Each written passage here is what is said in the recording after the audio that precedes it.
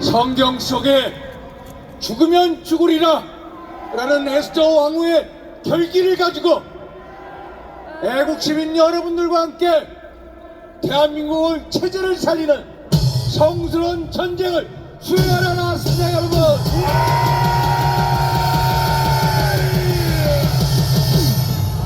먼저 대한민국 체제 수호의 최전선에서 대한민국을 지키기 위해 노력해 주신 목사님, 성도님, 애국동지 여러분들께 다시 한번 무한 감사 인사를 올립니다. 여러분,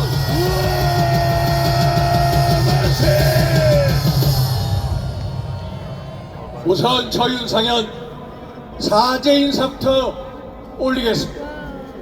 우리 당이 배출하고 국민이 선택한 대통령에 대한 탄핵 소추안을 막아내지 못했습니다. 어제는 헌정사상 처음으로 대통령 권한 대행에 대한 탄핵 소추안을 또 막아내지 못했습니다. 지난 8년 전 박근혜 대통령 탄핵을 못 막아낸 것처럼 저 국회 모든 세력에 의해 무기력하게 무참하게 짓밟혔습니다.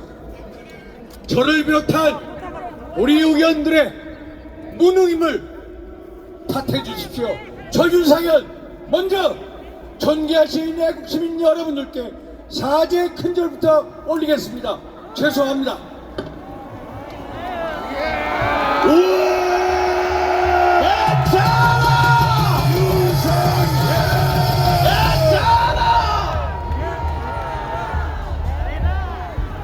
저희들이 대통령 탄핵을 반대하는 이유는 명확합니다. 그것이야말로 대한민국 체제 탄핵이에요. 대한민국 미래 탄핵이에요. 그리고 대한민국 후손들을 탄핵하는 것이요, 그리고 대한민국에는 이름, 내자를 탄핵하는 것이기 때문입니다. 맞습니까 여러분? 맞습니다. 지난 8년 전 우리가 무기력하게 박근혜 대통령을 탄핵당하고 도대체 어떤 나라, 어떤 세상을 보았습니까? 탄핵 이후에 들어서 문재인 정부 5년간 이 나라가, 이 세상이 어떻게 굴러갔습니까? 여러분 잘 아시지 않습니까? 두 번 다시 그런 세상을 보고 싶으십니까? 아니죠. 아니죠 여러분. 한마디로 문재인 정부 5년 동안 대한민국의 정치, 경제, 외교, 안보 전부 다 황폐화되었습니다. 대한민국의 가치와 근간을 송두리째 무너뜨려버렸습니다. 정치는 한마디로 독재화됐습니다. 입법, 사법, 행정 위에 청와대, 법무부가 있어서 모든 것을 일사천리로 마음대로 했습니다. 제가 있는 국회 현장에서도 각종 악법을 마음대로 통과시켰고, 심지어 연동형 비례대표제라는 전혀 듣도 보지도 못한 선거법을 일방으로 헌정사상 처음으로 통과시켰던 문재인 정부였습니다. 알고 계시죠 여러분? 경제는 어땠습니까? 일자리 대통령을 자처했습니다만 양질의 일자리는 줄어들었습니다. 최저임금을 급속히 인상시켜갔습니다. 자영업자가 몰락하기 시작했습니다. 그리고 못 사는 사람들을 더 못 살게 만들었습니다. 안 그렇습니까 여러분? 서울의 아파트 가격 얼마나 올랐습니까? 부동산 시장이 폭등했습니다. 우리의 젊은이들이 서울을 오히려 등지고 다 지방으로 내몰리게 했습니다. 그리고 가계부채 1800조, 그리고 국가채무 1000조, 한마디로 대한민국 빚 전성시대를 만들지 않았습니까 여러분? 대한민국 외교, 안보 어땠습니까? 한국과 미국 관계, 한국과 일본 관계, 정말로 상상을 없을 최악의 관계로 만들었습니다. 한국과 중국 관계, 러시아 관계를 보면은 정말로 헌정사상 이렇게 비굴한 굴욕적인 외교를 한 적이 없습니다. 2017년 12월 문재인 대통령이 중국을 국민 방문했습니다. 10끼 11끼 듣는데 10끼 11끼를 대접받아야 되는 딱 두세 끼만 접대를 받았습니다. 그런데도 중국에 가가지고 중국은 높은 산봉우리요, 대한민국은 작은 나라라고 우리를 비하시켰습니다. 2019년 여름 러시아의 정찰기가 대한민국 역사상 처음으로 독도 영공을 침범했습니다. 7분이나 침범했습니다. 그런데 제대로 항의도 못했습니다. 여러분, 남북관계는 어땠습니까? 2018년 4월 27일 김정은과 만나서 판문점 선언이라 해서 한반도에 완전한 비핵화를 약속했습니다. 여러분, 트럼프 대통령 일기 때 백악관 국가안보보좌관을 지낸 존 볼턴이 회고록에서 이런 얘기를 합니다. 문재인, 김정은 두 사람이 만나서 구두로 비핵화를 1, 2년 안으로 끝내겠다고 얘기했습니다. 우리 국민들한테는 알리지도 않았습니다. 그런데 문재인 정부 5년 동안 한반도의 완전한 비핵화 완전히 물 건너가고 북한의 핵무장화, 무려 80여 개의 핵무기를 가진 핵 강성대국을 만들었습니다. 알고 계시죠, 여러분? 여러분, 그런데도 국제사회에서 김정은의 수석 대변인이냐 대북제재 해제를 주장하고 다녔습니다.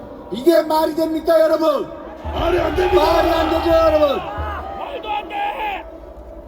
김여정이 대북 전단을 금지해라 하니까 3시간 만에 문재인 정부 통일부가 대북 전단 금지법을 발표했습니다. 그리고 북한에서 어민들이 탈출해서 우리나라에 귀환을 했습니다만 인신공양을 하듯이 북한 당국에다가 쫓아 인계를 해버린 정말로 반인권적, 반민주적, 반헌법적, 반국가적 세력, 그게 문재인 정부 5년 동안의 모습이었습니다. 여러분, 알고 계시죠, 여러분? 여러분, 한마디로 이 나라 가치, 근간, 정체성을 무너뜨렸습니다. 한마디로 헌정사상 최악의 정부, 바로 문재인 정부 5년이지 않았습니까, 여러분? 그런데 여러분, 두 번 다시 이런 정부, 이런 세력이 집권한 거 막아야 되지 않겠습니까, 여러분? 두 번 다시 이런 세상을 보면 안 됩니까? 그렇죠, 여러분? 맞습니다. 존경하는 애국시민 여러분, 지난 6월 달부터 저희 국회가 22대 국회로 접어들었습니다. 지난 6개월 동안 민당 이재명과 그 세력들은 한마디로 광란에 질주를 했습니다. 입법 폭주했습니다. 예산안 폭주했습니다. 탄핵 폭주했습니다. 정말로 브레이크 없는 열차같이 광란에 질주를 하면서 대한민국의 헌정 질서를 교란시켜 왔습니다. 여러분 잘 아시죠? 국회에서 있다 보면 너무나도 무기력합니다. 상임위원회 본회의 마음대로 각종 악법과 각종 파퓰리즘 법안을 마음대로 일방으로 통과시킵니다. 한마디로 국회를 무법천지로 만들었습니다. 알고 계시죠, 여러분? 예산안은 어떻습니까? 정부가 677조가 넘는 예산안을 의회에다가 제출했습니다. 그런데 정부 여당이 상의도 없이 단독으로 4조 원 이상을 깎고 예산을 마음대로 통과시킵니다. 이게 나라입니까, 여러분? 이게 의회입니까, 여러분? 국회의원 특활비 200억 가까이 다 살려놓습니다. 대통령실 특활비 전액 삭감해서 영원으로 만들었습니다. 경찰 특활비 영원으로 만들었습니다. 검찰 특활비 영원으로 만들었습니다. 그리고 국정원 특활비 영원으로 만들었습니다. 여러분, 문재인 대통령실 1년 특활비가 96억 원이에요. 윤석열 대통령실 내년도 특활비 영원입니다, 여러분. 이렇게 무도한 세력이 어디 있습니까? 이렇게 행정부의 기능을 마귀시키는 세력이 어디 있습니까, 여러분? 어제부로 지난 6개월 동안 29번째 탄핵 소추안 우리 국회로 넘어왔습니다.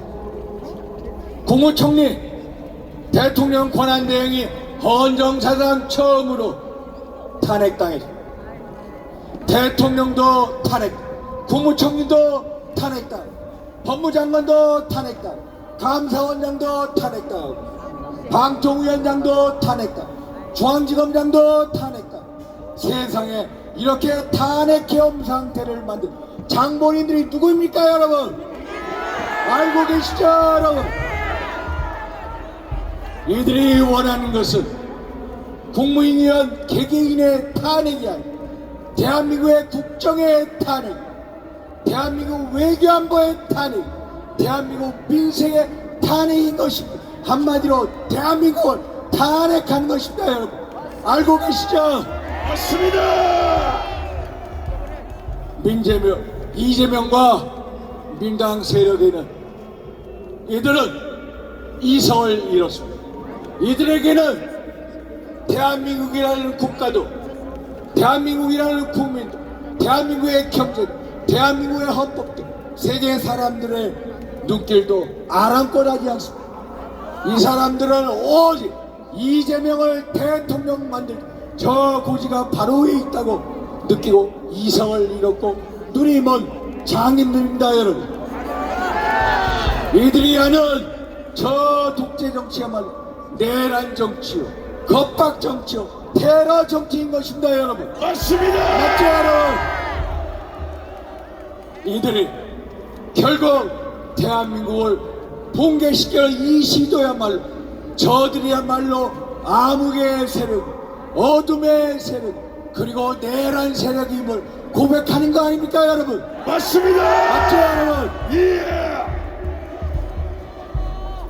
여러분, 이 어둠의 세력에게 집권의 기회를 준다면 정말로 문재인 정부 5년 동안보다도 훨씬 더하면 더했지 덜하지 못한 훨씬 더 극악무도한 정부가 될 것입니다. 알고 계시죠, 여러분? 그렇습니다. 대한민국을 완전히 송두리째 그 근간을 무너뜨려 버릴 것입니다.